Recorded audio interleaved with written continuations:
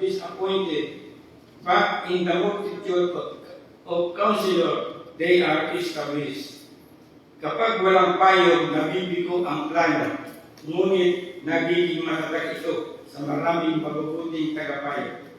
Halimbawa po, sabi nga, huwag maging mayabang na akala mo alam na ang lahat. Ang marunong na tao ay marunong makinig. Nagpapakumbaba at humihingi ng gabay. Maging mapili rin sa pinapakinggang dapat makadiyos ang payo. Sa Proverbs chapter 15 verses 29, sabi po ng kawikaan ito, the Lord is far from the wicked, but heareth the prayer of the righteous. Ang Panginoon ay malayo sa masama, ngunit dinidinig niya ang panalangin ng matuwid.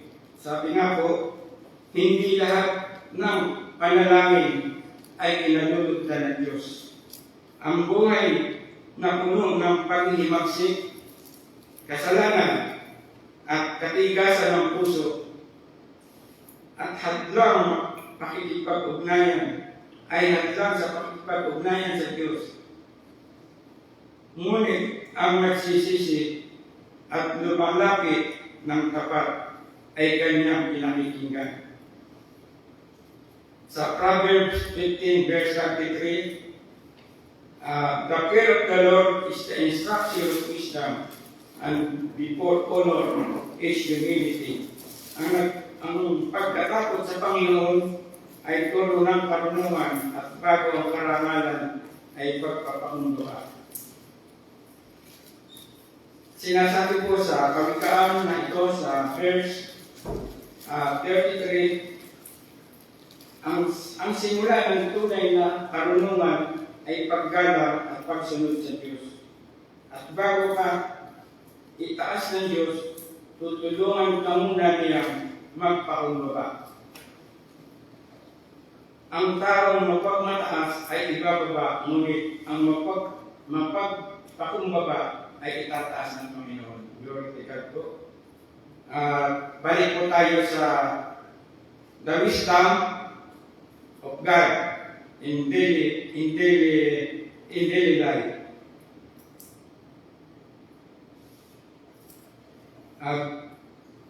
Mayroon po itong 4 na puntos.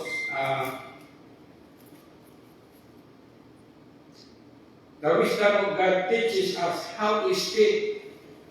Ang karunungan ng Diyos ay nagtuturo kung paano magsalita. Sabi po sa Proverbs 15 verse 1, a soft answer turneth away wrath. Maraming problema ngayon ang nagsisimula sa maling salita. Ang bibig ay maaaring makapagpagaling o makasugat.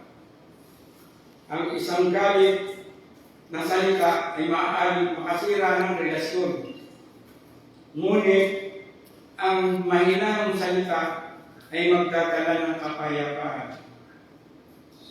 Sabi po sa 4:6, let your speech be always with grace, seasoned with salt.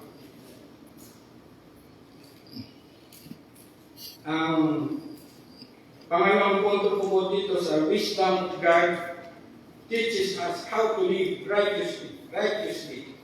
Ang karunungan ng Diyos ay nagtuturo ng matuwid na pamumuhay. Proverbs 15 verse 3, the eyes of the Lord are in every place. Nakikita ng Diyos ang lahat at lihim na kasalanan.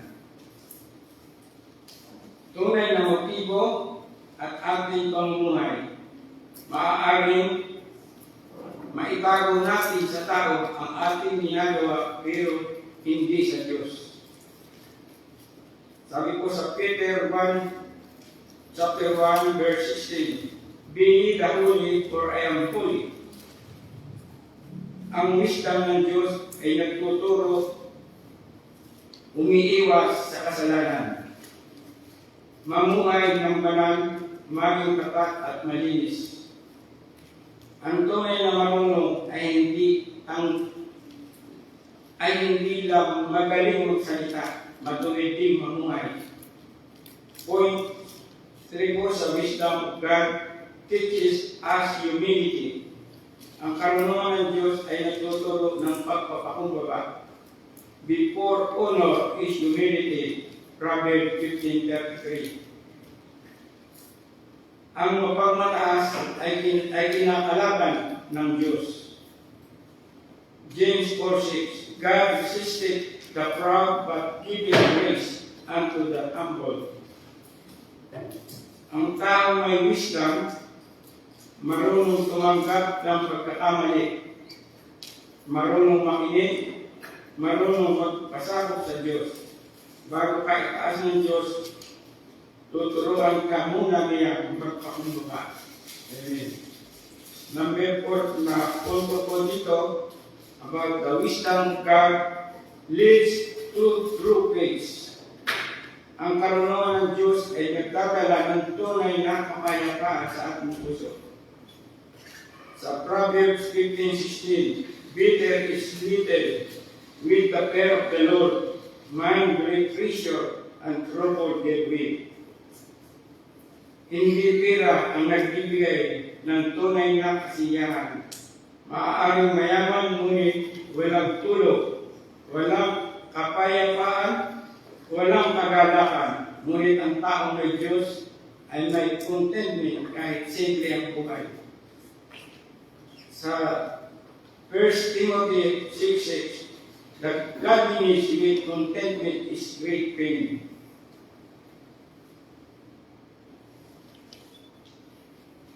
Ang masasabi ko po dito sa aking conclusion, ang karunungan ng Diyos ay kailangan araw-araw. Yun po ang sinabi sa Proverbs 15, the wisdom of God in daily life. Kaya po ito is all about the wisdom of God. Ang Proverbs 15 po. At sasabi sa Psalm 111 verse 10, the fear of the Lord is the beginning of wisdom. Kung gusto mong maging tunay na marunong, lumapit ka sa Diyos. Sumunod ka sa Kanyang salita at mamuhay na may takot sa Panginoon. Amen.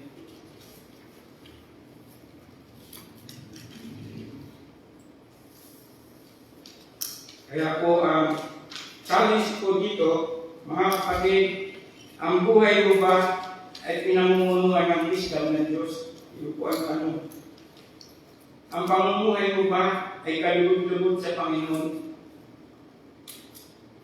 Ngayong araw, humingi tayo ng karunungan sa Diyos. Magpasakop tayo sa Kanyang salita at mamuhay para sa Kanyang kaluwalhatian. Amen po. Hanggang dito na lang po ang aking paliwanag at aking pong kaunting kaalaman. Manalangin po muna ako ng closing prayer bago po ako magpatuloy. Tawagin po ang ating preacher. Salamat muna, Brother Dante. Ha? Salamat. Salamat. Okay. Sige po. Mag-pray muna ako. Manalangin po muna ako sa closing prayer.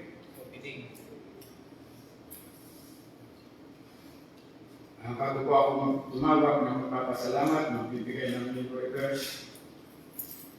Panginoon, bigyan mo kami ng iyong karunungan upang mamuhay ng matuwid sa inyong harapan sa araw-araw. Turuan mo ako, Panginoon, ng inyong mga salita na may mga biyaya at mamuhay ng banal at magpakumbaba sa inyong harapan. Sa pangalan ng po Jesus. Amen. Sa iyo po ako nais pasalamat. Nagting reverse. Kasi na po at ako'y mamalat. So, excited mag-report. Magpahal salita ng Panginoon. This is all about the wisdom of God. Dapat po ay nasa atin ang buhay sa araw-araw. Hindi po sa kayamanan o sa karamihan pamumuhay. Ang tunay na wisdom ng ating Panginoon para sa atin.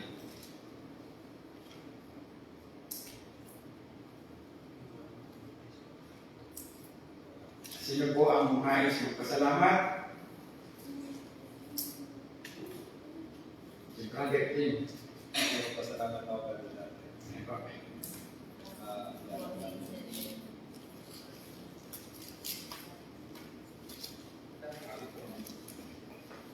Papawit ba ako? Yung papawit si...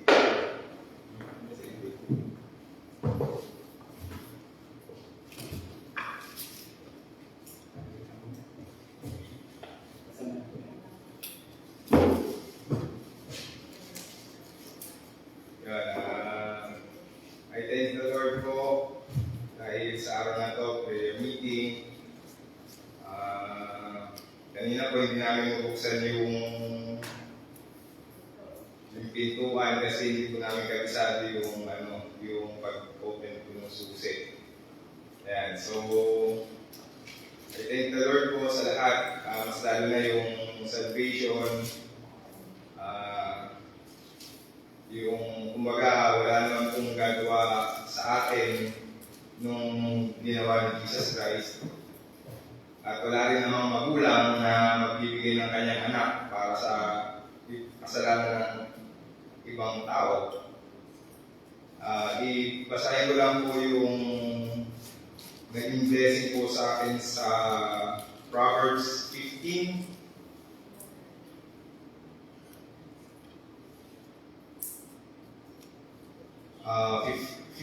Proverbs 15:14, the heart of him that hath understanding seeketh knowledge,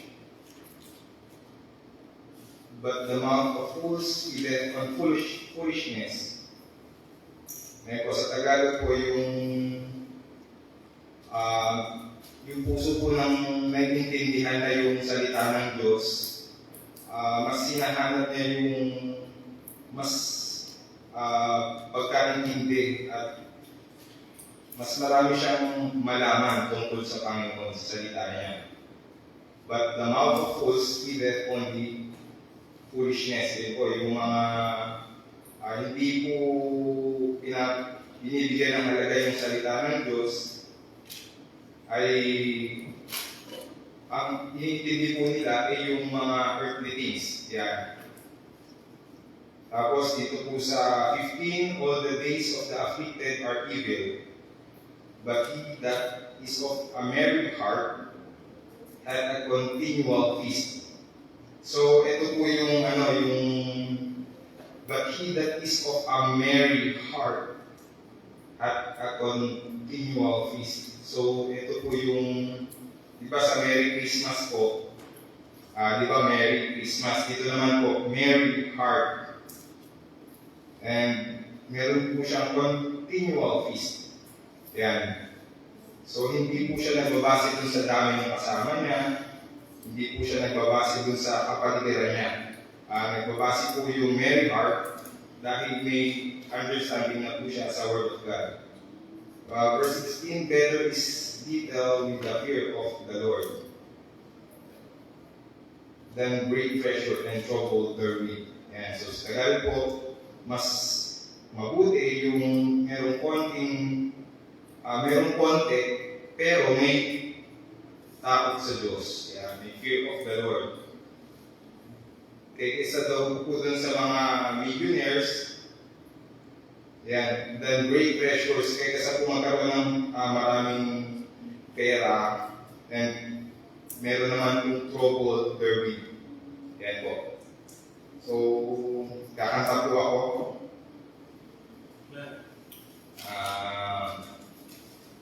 You look beyond my fault. Joy pa request.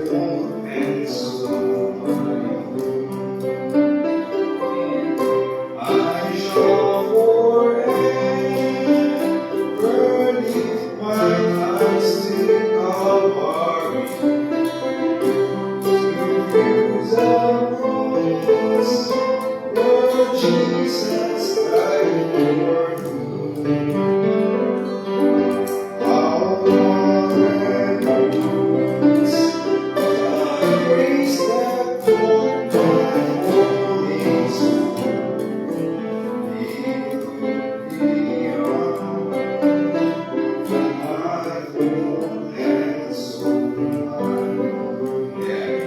thank the Lord po sa amazing grace niya. Ayan. I thank the Lord din po kay Brother Dante kasi beyond this age, kumbaga, ano pa naman po pag pagdinig sa Panginoon nung nagsimula kang masave at nagsimula kang magdesisyon na tumayo at maglingkod para sa Kanya kahit na hindi tayo perfecto. Amen.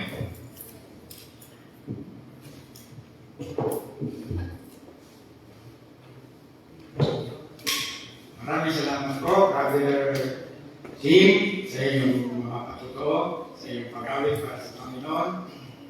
Ako po'y nagagalak, nagpapasalamat sapagkat ang wisdom of the Lord ay nasa ating po lahat. Nandito po sa aming buhay, kasama ko po siya sa araw-araw. That is in Christ Jesus, ang banal na Espiritu na ating pong tagapagligtas. Sino pa po ang nais magpasalamat, sumawit?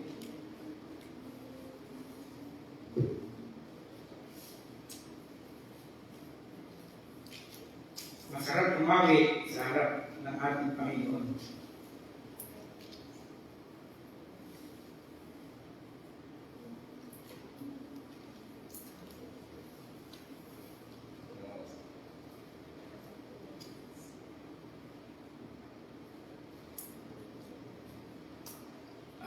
Hindi po mga ladies na makahawin.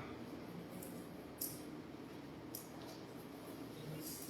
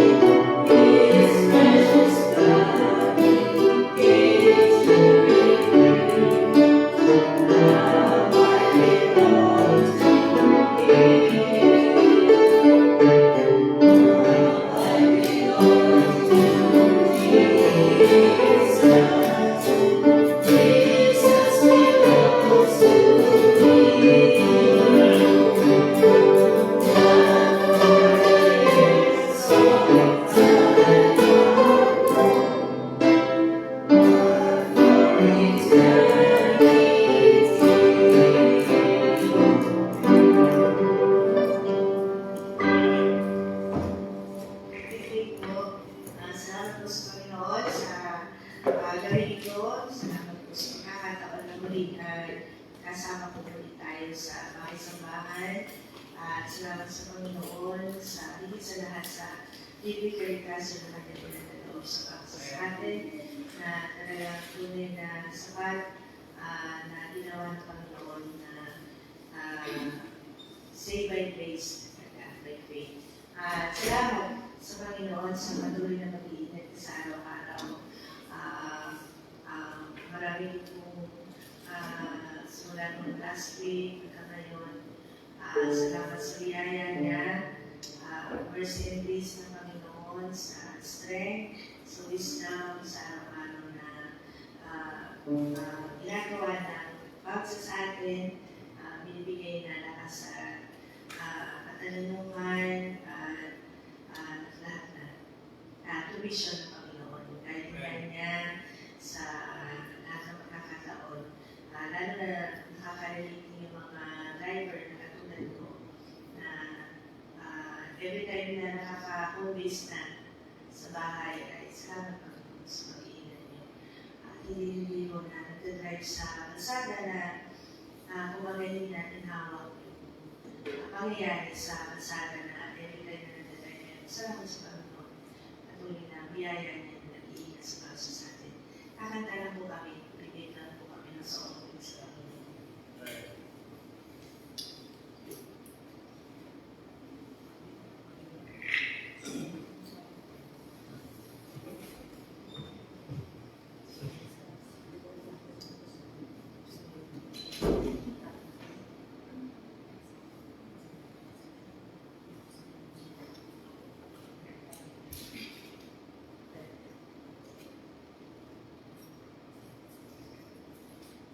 Sometimes I see the thing about the roads I know. So many I can't begin to tell. The hurt, the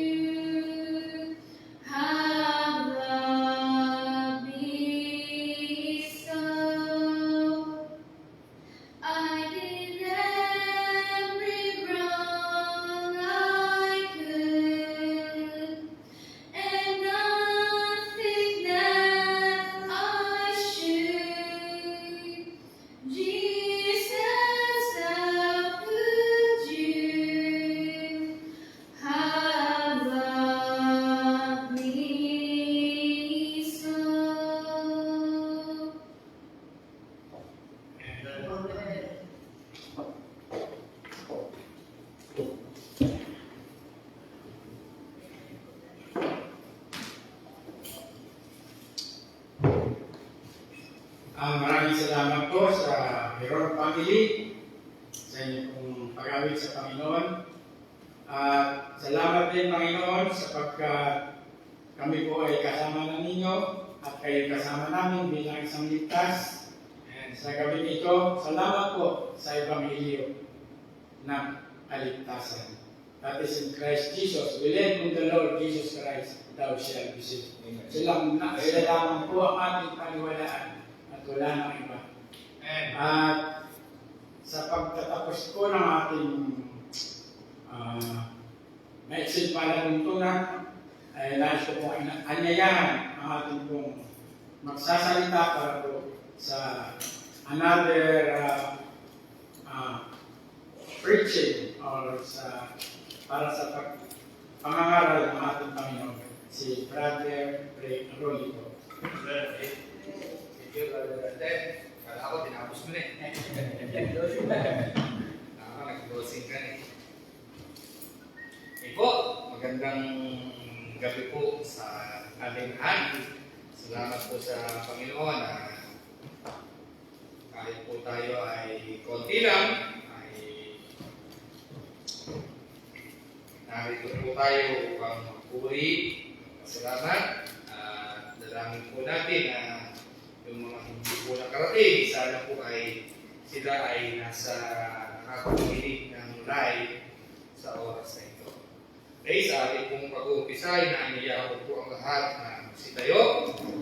Buksan po natin ang ating mga Biblia sa Ephesians chapter 6, verse 10.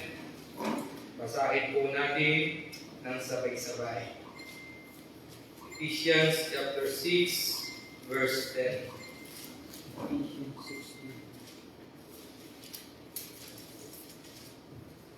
Nakita na po. Ayan po. Sabi po natin. Read. Finally, my brethren, be strong in the Lord and in the power of His might. Ay po'y manalangin. Dakilang Diyos, nagpapasalamat kami sa pagkakataon na inyong pinagkaloob sa amin. At kung hindi po kami dinako ng ligtas sa lugar na ito upang aral ng inyong mga salita.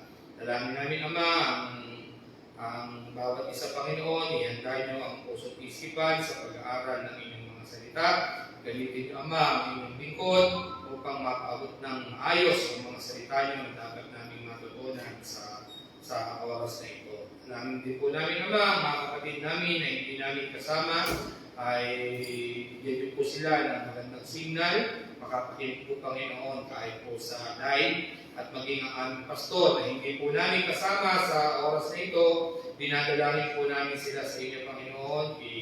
Bigyan niyo po sila ng wisdom, kahit po sila ay po na Ama ay nagbabaylan lang, kayo mag-ingat sa kanilang sasakyan, Panginoon. Tinako niyo po sila ng ligtas sa kanilang pupuntahan at gamitin niyo, Ama, sa pagpapahayag ng inyong mga salita at marami pa po makapakinig ng inyong mga salita at tamang kaligtasan na inyong itinuro sa amin. Marami pa pong maligtas sa lugar po ng Mindanao. Muli, Ama, sa inyo po namin pinagkakatiwala ang pagiging ito. Sa inyo po namin binabalik lahat ng papuri at pasalamat.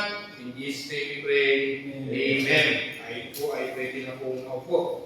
Actually po, itong aking iniready na ating pag-aaralan sa gabing ito ay medyo mahaba kasi po ay iniready ko po ito nung last Sunday. Dapat po ay ako ay ang preacher natin ng morning dahil ang ating pastor ay hindi po sigurado kung makakarating. Pero nakarating po siya at sabi niya ay kaya naman daw po niya kahit po pagod na pagod at natin po nakikinig kami sa live. Pagkamat din po kami nakarating ay dahil meron lang po kaming inayos, pero bibilisan na lang po natin ang konti. Siguro mga kaya natin ito ng mga isang oras po, kapyaw na lang po at kung saan po tayo abutin. Basta bigyan niyo po ako ng isang oras. Ngayon po ay 8:10 na. Okay po, patuloy po tayo.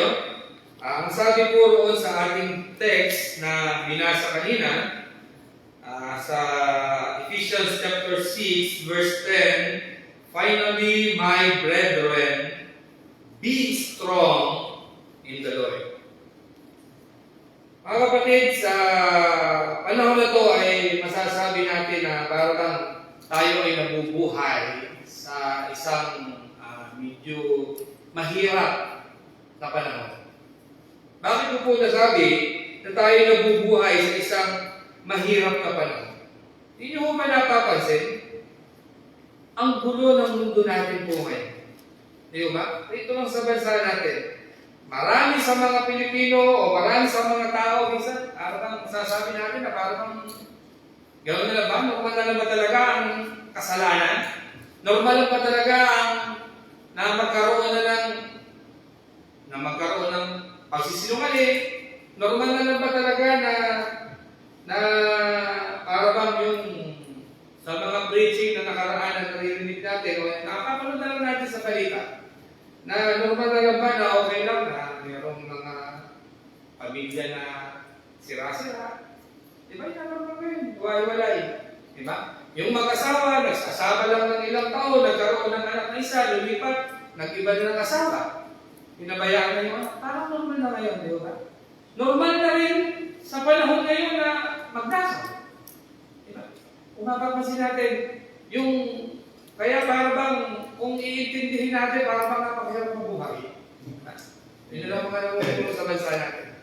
Kung titignan po natin, pag salita yung isa, alam mo yung sinasabi niya, kukuntahin yung isa.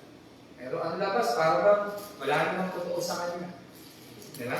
Puro ba, para bang kung pag-aaral natin, puro pang sarili lang nila. Diba? Parang normal lang sa kanila na magnakaw, normal lang sa kanila magsinungaling, okay lang yan, basta makuha ko yung kapangyarihan na gusto ko, okay lang yan, basta makuha ko yung kayamanan na gusto ko, diba? Gusto yung maging maangat lang ako, okay lang yan. Kaya masasabi natin, para bang nabubuhay tayo sa panahon na napakahirap. Diba? Normal yung mga bagay na kung saan hindi naman normal dati. Na hindi naman normal sa sinasabi nito sa ating Biblia. Di ba? Sa atin, ang pangako sa atin, ang mag-asawa, basta nagkaroon ka ng asawa, dapat yan, pangako mo habang kayo buhay. Pero ngayon, okay lang yun. Palit-palit sila ng asawa. Yan ang kondisyon na naisip natin eh. Sino yung mga mahilig manood dito? Nakita niyo yung mga labas, mga telenovela ngayon? Okay lang na mayroong asawa, kakabit sa isang asawa, may asawang tatlo, may asawang dalawa, mas matapang pa yung kabit kaysa roon, di ba? At ang kawawa yung tunay na asawa. Normal yun, yun ang nagiging normal sa tingin ng tao. Pero kung saan, sa Biblia, maling-mali po yun. Yun nga lang pagsisinungaling. Hindi mo maintindihan sa kanila kung makikinig ka ng balita, kaya mainam pa, parang gusto mo, huwag ka na lang makinig. Kasi parang lahat naman sila sinungaling. Pag sinabi ng isa, kukuntahin ng isa, akala mo tama, pero lahat ay parang wala naman totoo sa kanila. Di ba? Kaya kung saan, yun ay kasalanan na patuloy na. Nag-i-increase. Di ba? Kaya lang, ang sabi rito sa text natin, sa kabila po ng mga kadiliman na ito, sa kabila ng mga kasalanan na ito, ano ang sabi sa atin? Be strong in the Lord. Sa Ephesians chapter 6 verse 10. Diba? God is still calling His people to stand strong. Tayo po yun. Yung sinasabihan nito. Tayong mga ligtas, tayo mga Kristiyano, tayo nakakaunawa ng salita ng Diyos, kailangan tayo maging matatag. Diba? Saan po tayo maging matatag? Kung nakikita po natin na sila ay nagkakamali, o roon sa workplace natin kung sila ay gumagawa ng mali, kailangan tayo na natin tayo matatag at naninindigan tayo kung ano yung sinasabi ng salita ng Diyos. Di ba? Amen. Kasi kung minsan, yung mga salitang hindi normal talaga. Di ba? Sa pananamit, sa pananalita, sa pag-iisip. Diba? Akala mo normal, pero dapat tayo maging malakas, manatili tayo kung ano ang tama. Kasi ang sabi rito, the strength of man will fail, pero ang pangako, but the strength of God never fail. Hindi na sinasabi. Ang panghawakan natin, tulad sa sinasabi kanina ni Brother Dante, ang Panginoon ang kailangan natin sandigan. Di ba? Ang pangako ng Panginoon, kailanman, hindi yan magbabago. Siya ang ating pwedeng pagtiwalaan. Ang sabi dito, many people today trust in money, education, power, or connection. Di ba? Iyon ang pinangahawakan ng mga tao ngayon. Kaya okay lang na pumatay, okay lang na magnakaw, okay lang na magsinungaling kasi ano gusto nila? Magkaroon sila ng matinding power. Magkaroon sila ng connection. Pinapaalalahanan tayo, huwag po tayong magtiwala sa mga ito. Di ba? Bakit? Kaya sila nakakagawa ng tatabi sa pera. Dahil sa kapangyarihan, kaya nagagawa na nila yung pumatay, magsinungaling, magnakaw. Di ba? Sabi nito, but none of these can save the soul. Di ba? Yung pera na yan, yung kapangyarihan, hindi naman mailigtas sila yan. Pero tayo, napakapalad po natin. Lahat ng tumatayo dito, ano ang buwag bibig natin? Nagpapasalamat tayo sa Panginoon. Kasi tayo, anong oras na tayo bawian ng buhay, meron langit na bayan na nag-aantay mo sa atin. Di ba? Pero sila, ang inaasahan nila, isa niya, nasasabihan pa tayo ng mga ano yan eh, mga parang, may mga sira yan. Pinag-aaralan nila doon ang gusto. Kasi ang pinaasahan nila yung kanilang pera, ako, tinitignan nila, sasabihin nila, sila ang tama, sila ang ligtas, sila ang anak ng Diyos. Pero, tingnan mo ngayon kasi sila, samantala ako, magandang buhay, merong magandang kotse, powerful, mapera, di ba? Yan ang nakikita nila. Kaya pinagtitiwalaan ng mga tao na yan. Pero tayo, ang pinagtitiwalaan po natin, yung salita ng Diyos. Na kung saan, nasabi rito, only Jesus Christ can give true peace, true joy, and ang pinakamahalaga sa lahat, eternal life. Amen. Diba? Tayo, kaya tayo, okay lang. Meron tayong kapayapaan. Diba? Meron tayong saya. Kasi nasa atin mismo. Ang nagbibigay ng kapayapaan nasa atin. Kaya tayo masaya. Ano man ang dumating, ano man, magkaroon man ng gera, magkaroon man ng bagyo, ano man ang sitwasyon natin, panatag tayo, payapa tayo. Kasi alam natin may langit na bayan na nag-aantay po sa atin. Diba? Ano man ang mangyari. Yun ang pinakamahalaga. Kaya kung minsan, nasabi ko nga kanina, kung tulad lang dati, nung ako ay hindi ligtas o hindi nagtitiwala sa Panginoon. Kasi kanina, nasa meeting ako, biglang ulan. Diba? Ang lakas ng ulan. Meron kaming nakabilad na palay. Alam ko naman na iwan yung mga anak at nakasila namin. Sabi ko, hindi ko naiintindihan, hindi na rin ako nagtaranta na pag madali pa umuwi, o sabi ko, pinag-pray ko na lang. Pero sa dati, nangyari na kasi sa amin kung yun. Alam niyo, nung hirap na hirap kami, nung biglang umulan, sige mo namin, mura-mura kami, pero at the end, nabutan pa rin ang ulan, nabasa pa rin yung palay. At pagkayari na, kung napagod ako, akala ko atakihin ako sa hirap. Nung hindi ko nga mabuhat yung palay. Nangyari ko yun.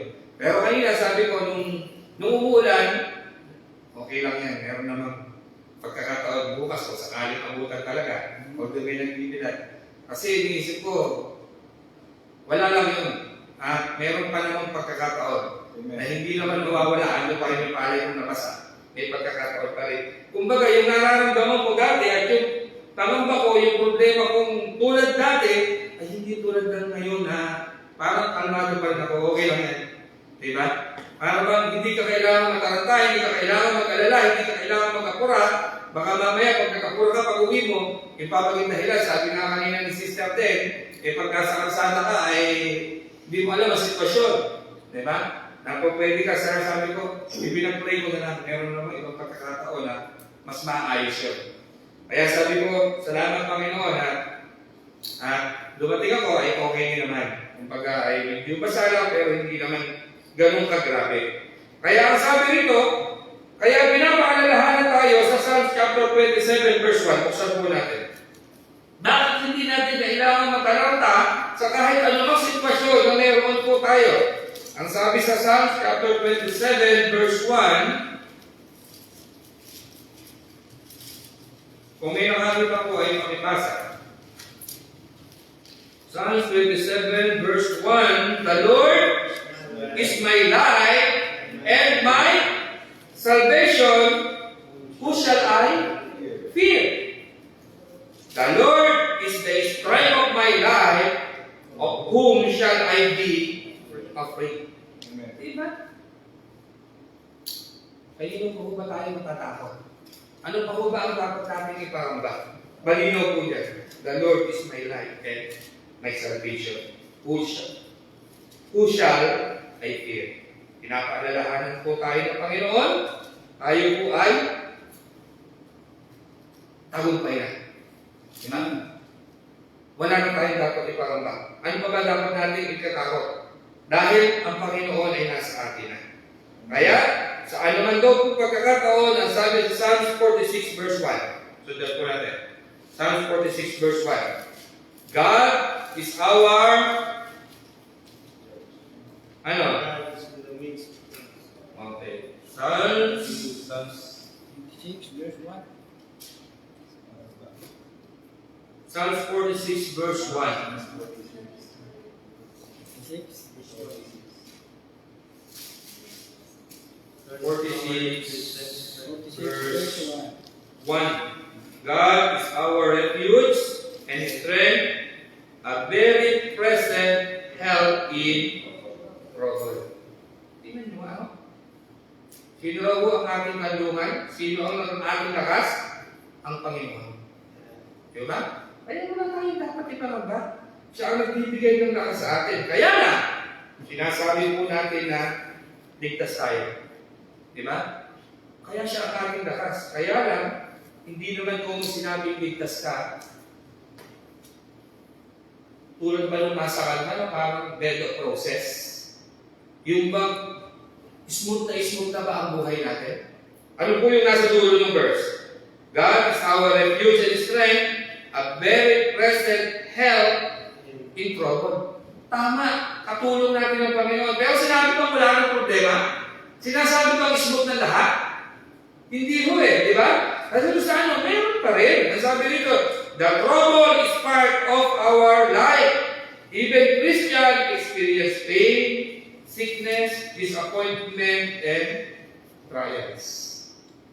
Pinapaalalahanan po tayo. Kasi kung minsan, ano natin? Kung minsan, di ba?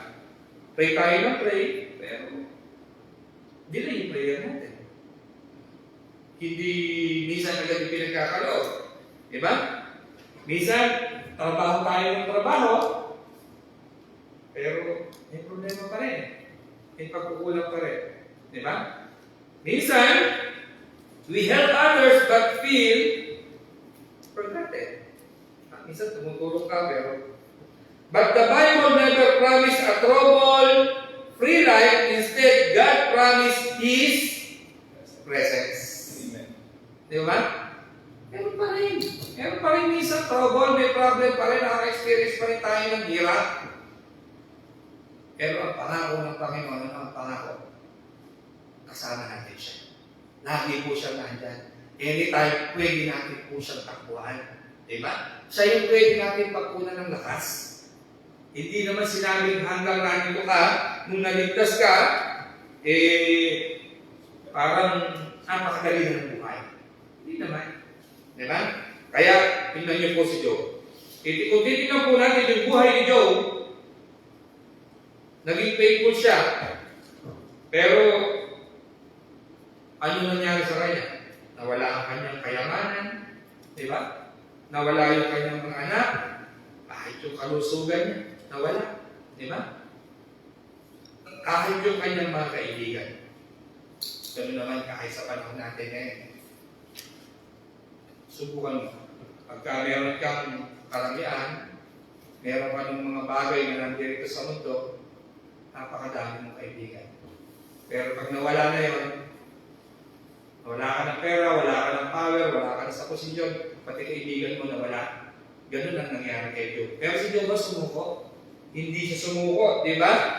Ang sabi rito, yet Job said, though he is slay me, yet I will trust in him. Sabi niya in Job 13:15. That is the real faith. Faith is not trusting God only when life is good. faith is trusting God when life is painful. Diba? Minsan kahit na maraming pagsubok, medyo mahirap ang ating dinadanas, pero kailangan pa rin natin manatiling faithful sa Panginoon. Diba? Kasi, kung minsan, yung mga pagsubok na yan, yung mga bagyong dumarating sa atin na yan, minsan tinetest lang kung gaano ba tayo katapat sa Kanya. Diba? Minsan may paghihirap, yung mga ipinagpe-pray mo, hindi na ibinibigay sa'yo. Tinitingnan lang, pag hindi ko ba ito ibinigay, manatili ka pa rin bang tapat sa akin? Patuloy ka pa rin bang mag-aaral ng Kanyang salita? Patuloy ka pa rin bang a-attend ng church? Patuloy ka pa rin bang makikisama sa activity sa church? Ano minsan? Kung kinuha ko pa sa'yo yung isang bagay na gustong-gusto mo at biglang nawala sa'yo, manatili ka pa rin bang faithful sa akin? Kung minsan gano'n. Bakit po? Kasi hindi po napansin, kailan nagiging mapanalangin ng tao? Kailan siya tumatawag sa Panginoon? Isang pagka meron tayong pagsubok sa buhay. Diba? Isa niya roon sa sitwasyon na bigla ka nakakatawa sa Panginoon. Pero pag kayo naginhawa at smooth yung buhay, nakakalimutan ng isang mga. Pero samantala tayo, salamat sa Panginoon. Pero tayo sa ito ng Diyos na lagi tayo nire-remind na maging mapagpasalamat tayo. Sabi nga kanina, pag-gising pa lang sa umaga, masalamat ka. Pag nagising ka pa. Nagdadrive ka, pagdating mo ng bahay, salamat ka sa Panginoon. Lord, thank you. At nakauli ako ng ligtas. Diba? Nakarating tayo rito, may pagkakataon tayo mag-aaral ng salita ng Diyos. Salamat sa Panginoon. Kaya ang sabi rito, tulad rito, ang sabi, inahalin ko lang tayo rito para sa isang puno. The tree grows stronger when strong winds come. In the same way, Christians grow stronger through trial. Pag dumaan tayo sa matinding pagsubok, para bang wala na tayong iba pang hindi kaya harapin sa buhay natin. Diba?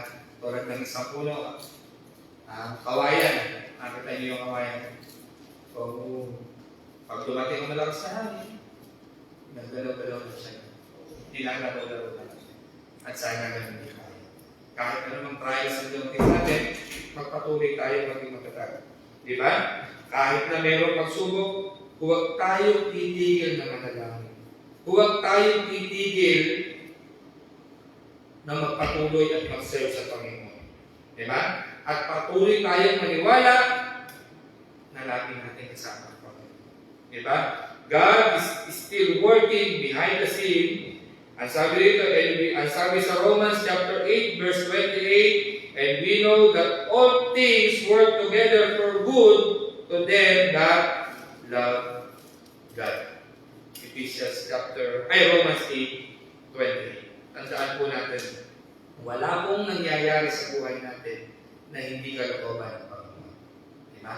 Lahat ng nangyayari po sa atin, para po sa atin ang dahil mahal tayo ng Diyos. Lalo lang na po tayo pinatitibay, pinatatatag. Diba?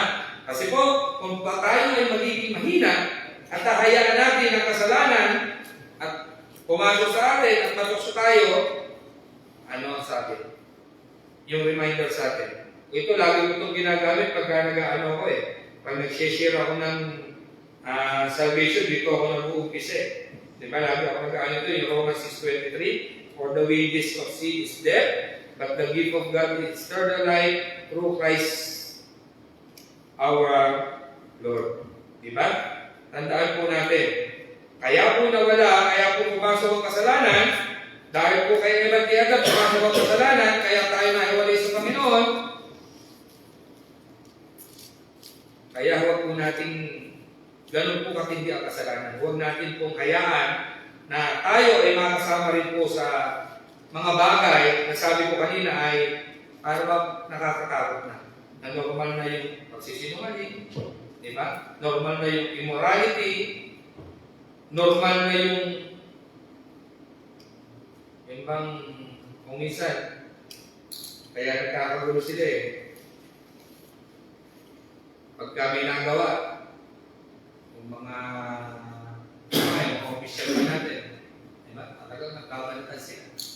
Hindi sila magparaanan, hindi sila magpatawaran eh. Di ba? Pilit din ang binabagsak ng bawat isa. Dahil tatandaan po natin, ang diablo, hindi po niya ipinakikita yung yung buong ano ng kasalanan. Yung po pwedeng kainatnan. Di ba? Alin lang ay pinakikita sa atin? O ano lang yung maganda. Okay lang yan, magsinungaling ka. Di ba pag nasa trabaho natin? Okay lang yan na medyo hindi ka maging tapat. Kasi small lies lang yan. Pero sa bandang huli makikita mo, akala mo napakaliit na bagay lang. Pero sa bandang huli makikita mo, ang laki-laki pala ng epekto. Di ba? Kaya ang sabi rito, lagi po natin, dahil ang kasalanan, anytime pwede tayong ipahamak niya, kaya lagi natin i-guard ang ating sarili. Di ba? I-guard natin una-una, yung mata natin. Kasi yung mata natin ay nag-uumpisa ang tukso sa mata. Kahit anong bagay yan. Kung nakita mo, halimbawa, yung bagay na wala ka, sana magkaroon din ako yan. Kaya, mag-i-interest ka na ng mga, dahil nag-interest ka na doon, kung pwede ka na gumawa ng pagkakamali bago magkaroon ko rin. Ano pa? Yung mata, sabi nga ay kadalasan, ang mga lalaki daw ay yan ang kahinaan. Madali raw kung matukso. Kaya i-guard po natin yung ating mga mata at syempre yung ating mga salita. Minsan pag nasabi mo na, hindi mo na pwedeng bawiin. Nakasira ka ng tulong tao. Alin pa, yung ating pag-iisip.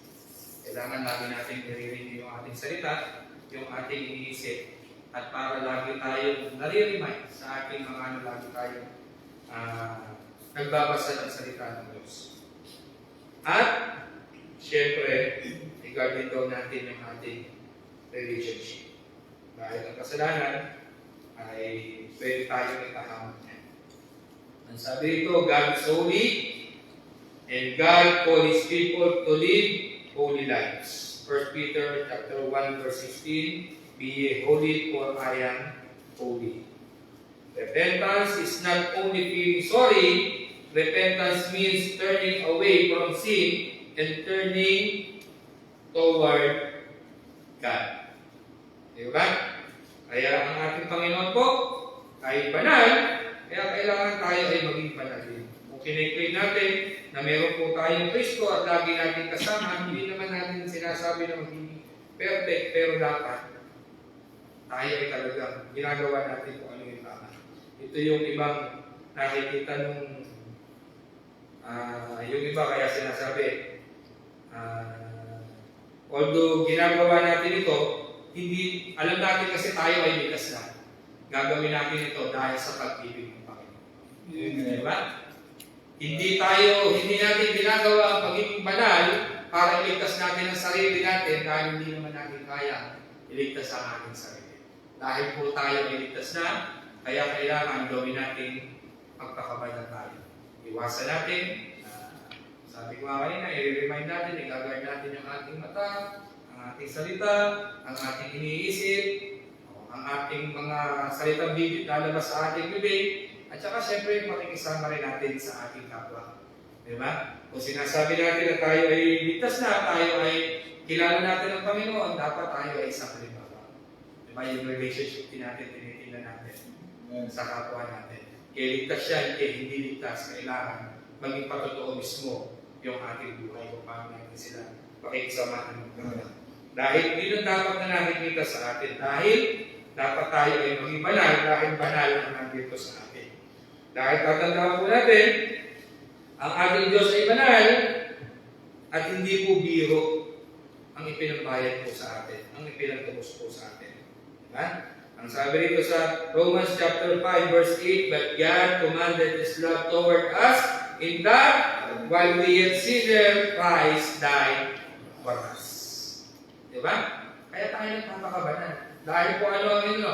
Dahil sa pag-ibig ng Diyos, di ba? Dahil mahal tayo ng Panginoon, kahit tayo ay makasalanan, dahil hindi nga natin kaya iligtas sa ating sarili, kaya nga po siya namatay. Di ba? Kailangan natin iparin po sa atin yung pag-ibig na yan.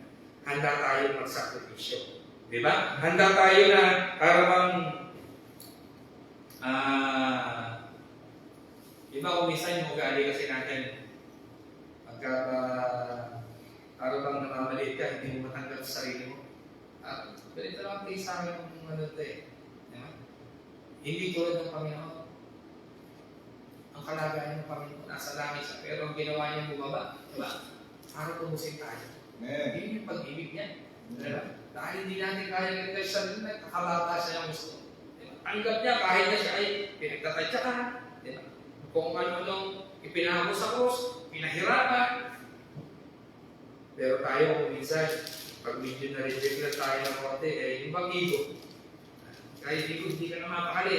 Parang, gano'n lang ba ito? Parang, pangkaraniwan lang dito na tulad ito, mahirap lang din eh, kung makapagsalita. Kung minsan nga, lalo na kayo mga kabataan. Yung matingnan lang, kung makatingin ito, kala mo na ka nakakalita. Kung makapagsalita ito, kala mo na kung sino na siyang napakataas na tao. Pero tatandaan po natin sa mga nagpapakita tayo. Diba? Dahil ang ating Panginoon, nagpakababa siya para tayo po siya. Kaya kailangan, habang nandito po tayo, ay kailangan ay ganoon din ang maging ritual tayo. Maging halimbawa tayo sa mga kasama natin. Ang sabi rito, dahil nga, ang ating Panginoon ay nagpakababa, kailangan ganoon din po tayo. Ang sabi rito, ang sumunod po natin ay atin po natin ang Acts 4:12.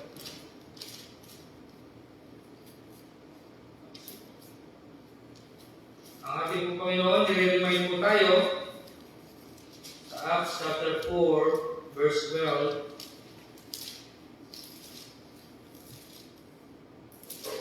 Howbeit, many of them which heard the word believed, and the number of the men was about 5,000. Nabi binabasa ko, 4:12 pala, sorry. 4:12. Neither is there salvation in any other, for there is none other name under heaven given among men whereby we must be saved. Diba? Yun po ang kapangyarihan ng pagkamatay ng Panginoong Kristo sa cross. Diba? Wala na pong ibang pangalan na wala nang iba pa na makapagdiligtas sa atin kung hindi ang ating Panginoon, yung ginawa niya roon sa cross. Dahil ang ginawa po niya roon sa cross, forgiveness, mercy, redemption, and eternal hope. Diba? Tatandaan po natin, kaya sabi rito, kung halimbawa daw, tulad ganito, halimbawa nito, ang isang, imagine a prisoner sentenced to death, suddenly an innocent man step forward and say, I will take his punishment. That is what Jesus did for us. Victory through Christ, Jesus did not remain in grave. He is not here, for He is risen.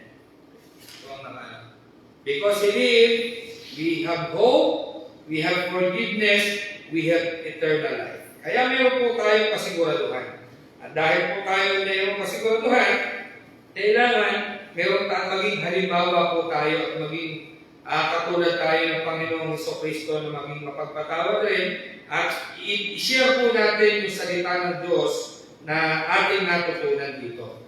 Kaya hindi po tayo kailangan maging mapagpataas.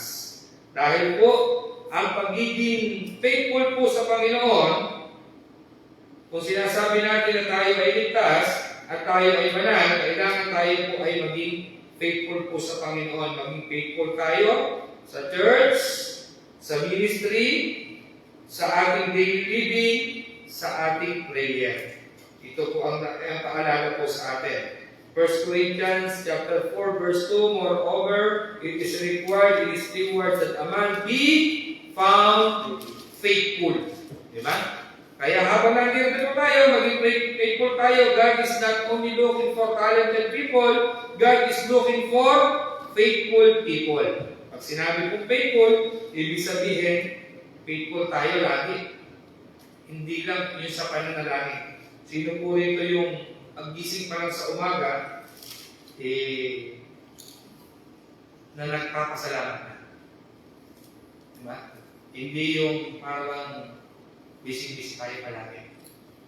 Pinaka, kung ito yung cellphone to, nakalimutan mo mag-pray pero naalala mo paano yung cellphone mo, baka pala meron lang message sa akin, yung mga kaibigan ko, yung mga katrabaho ko, yung boss ko, pero nakalimutan mong manalangin, magpasalamat sa Panginoon, nanaisip ka pa. Nakalimutan mong ipanalangin yung mga gagawin mo sa buong mundo na gabayan ka ng Panginoon. Diba? Kailangan nire-remind tayo na doon sa 1 Corinthians chapter 4 verse 2, maging faithful po tayo sa prayer. At pangalawa po, sa church. Baka yung mga activities po sa church, hindi na rin po tayo na may kaibido yung ating pong ministry na pahayag ng salita ng Diyos. Nagiging kagamit-gamit pa po tayo sa ating workplace, sa ating mga kaibigan, sa ating mga anak, sa ating katrabaho, at maging po sa ating family. Diba? Yung po ating daily living. Kumusta daw po ba? Tayo po ba ay nagiging halimbawa pa? O nagiging katitusuran na rin po tayo? O baka naman nakikisama na rin tayo? Diba? Tandaan po natin, ang isang inahalimbawa po sa atin dito si Daniel. Daniel remained faithful even when prayer was forbidden. He chose obedience over compromise. Diba? As a result, ano ang nangyari kay Daniel? Kasi hindi nila makakitaan ng kasamaan si Daniel. Kaya ano ang nakita nila? Ginagawa lagi ni Daniel ay manalangin. Kaya gumawa po sila ng isang batas na bawal ng manalangin. Pero si Daniel ba nagpa-apekto? Hindi eh. Ginagawa pa rin na yung manalangin araw-araw. Kaya ano ang naging suki ng Panginoon? Ano ang naging resulta? God protected Daniel, God honored him, and God used him mightily. Kaya ibig sabihin po, manatili po tayong faithful kung ano yung inuutos po sa atin. Kung ano yung pinagkakatiwala sa atin. Some believers become discouraged because nobody notices their sacrifices, but God sees every act of faithfulness. Amen. Diba? Hindi po tayo nagiging faithful lang pagka mayroong nakakakita po sa atin, pagka mayroong tayong kasama lang rito. Na kung nakikita ka ng kasamahan mo, brethren, o ng pastor, doon ka palang magiging mabait, maayos sa pamumuhay. Pero tatandaan po natin, mayroong mga nakakakita sa iyo o hindi. Kailangan manatili tayo maging faithful kung ano yung kaloob Diyos sa inuutos po sa atin, maging faithful tayo sa Panginoon. Dahil ang Panginoon, sabi rito, nire-remind tayo, nakikita po lahat ng ating ginagawa. Diba? Your labor is not in vain in the Lord. 1 Corinthians chapter 15, verse 15. Ang sabi rito, remain faithful even when tired. Remain faithful even misunderstood, and remain faithful even when unappreciated. Diba? Hindi lang tayo maging faithful kahit na walang nakaka-appreciate, kahit walang nakakaintindi sa atin, kahit pagod na tayo, hindi pa rin tayo maging faithful sa Panginoon. Hindi faithful ka lang pagka yung puro smooth ang nangyayari sa buhay natin. Diba? Dahil tatandaan po natin, isang araw, ang Panginoon ay muling magbabalik.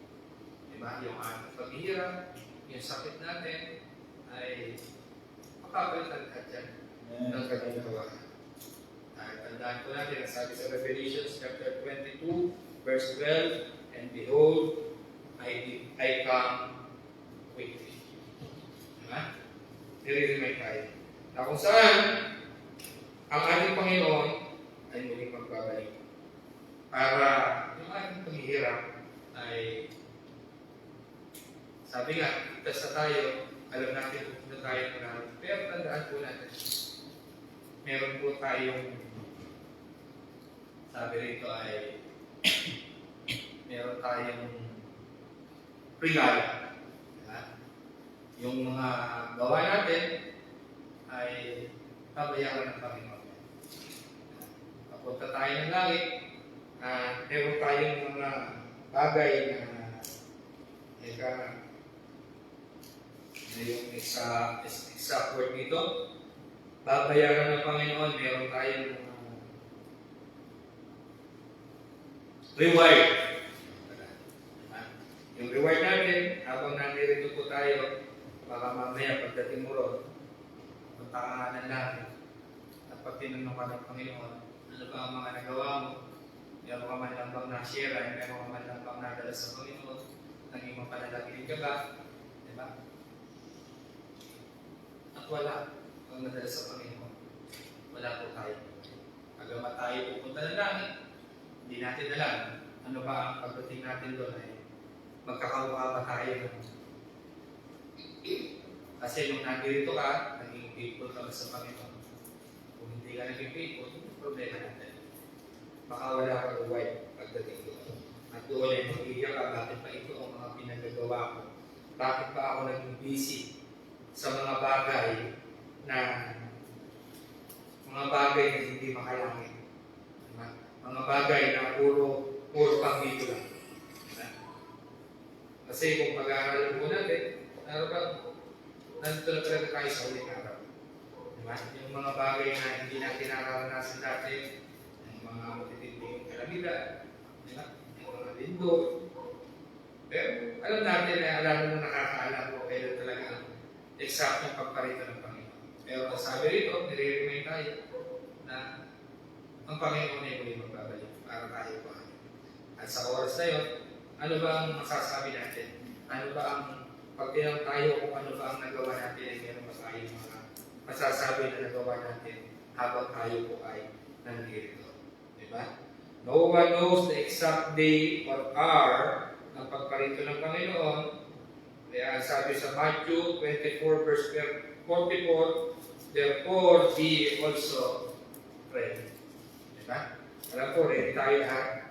Papunta tayo ng langit. Pero ikaw ba ay aabutan sa pagdating ng Panginoon ng busy sa trabaho, busy sa kalayawan, busy sa mga makamulong bagay, o aabutan ka ng Panginoon na patuloy na naglilingkod sa Kanya? Diba? Sana po ay abutan tayo ng Panginoon na naglilingkod sa Kanya. Ginagawa natin ang kalooban niya. Hindi aabutan tayo ng busy sa mga bagay na hindi kalooban ng Panginoon. Diba? Pagpatuloy po tayo, sabi rito, pinapaalalahan po tayo ng Panginoon sa panahon daw po na mayroon tayong problema, siya po yung ating kalooban. He is our refuge in trouble, at pinapaalalahan tayo na ang mga kasalanan na ating mga ginagawa, sin destroy us. Diba? Kaya iwasan po natin yung kasalanan, manatili tayong maging banal, dahil po tayo ay ligtas na.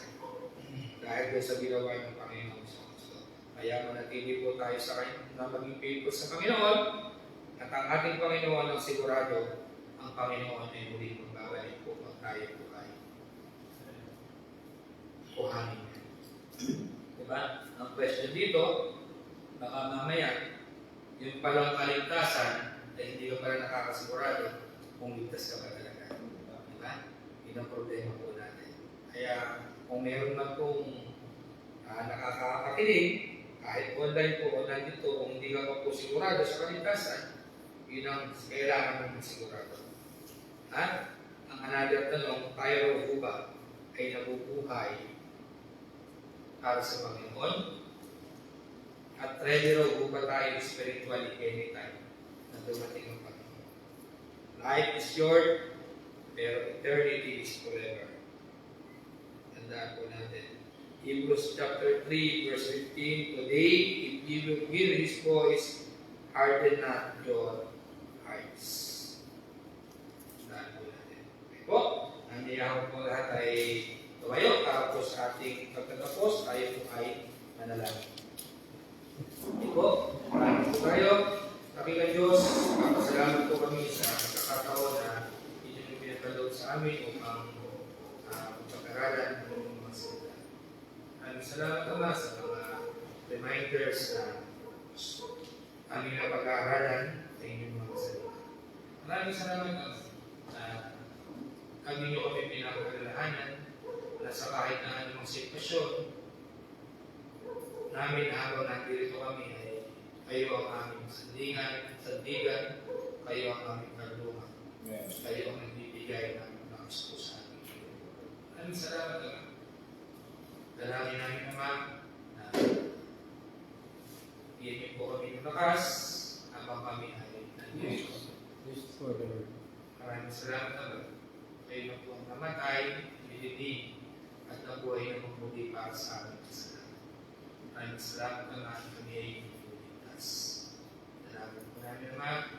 Bigyan po kami ng lakasan at nandito po kami faithful hanggang sa inyong pagpalingon, hanggang sa inyong pagkuha sa aming Panginoon.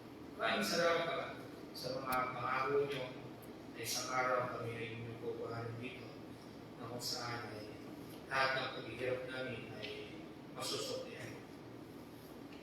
Maraming salamat Ama sa kaligtasan na inyong pinagdala sa amin. Lord. Nawala na po kami pangamba na kahit na naman po ang dumating sa mundo nito, kami ay ligtas na. Kasi pangako niyo langit na bayan sa amin, Panginoon. Maraming salamat Ama sa gabi ito na ipinagtuloy mo sa amin. Patuloy po namin dinadalangin ang mga nagtitirang pang oras. Patuloy po kami gabayan, ingatan sa aming pag-uwi. Patuloy ang aming pastor na hindi po namin kapiling. Patuloy po namin siya kung nilalapis sa inyo. Ilayo po siya Panginoon sa aming mga pagkamaman. At bigyan ng malakas na malusog na pangatawang Panginoon sa kanyang pagmamahal.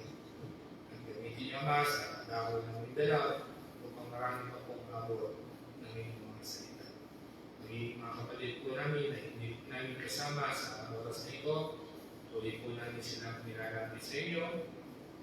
Kung sila man po ay nasa tanig ng karamdaman, ipuin po Panginoon ang inyong kalang kamay para kasama namin sa susunod na aming pagsamba Panginoon. Salamat Ama sa mga tao na ginamit niyo sa oras na ito, kay Brother Dante na aming moderator. Salamat Ama at patuloy po siyang ginagamit sa pagkilala ng kanyang edad ay hindi po ito nag-iingat lang upang maging bawa po at sa nagpahayag po ng salita niyo sa bawat isa sa amin. Tuloy po namin pinagkakatiwala ang bawat isa na nag-iingat. Ang aming pong pansamantalang iwalwali Panginoon, nakawin po kami ng ligtas sa kanya-kanyang tahanan at sa mga magmamali ng Panginoon pag-uwi. Sila po ay bigyan po kami ng bis ng Panginoon at itayo sa pag-uwi. Sa inyo po namin binabalik at purihan pa salamat. In Jesus' name we pray. Amen. Alam po, alam po kayo. Finish na, no? Trabaho pa po. Out pa ba tayo?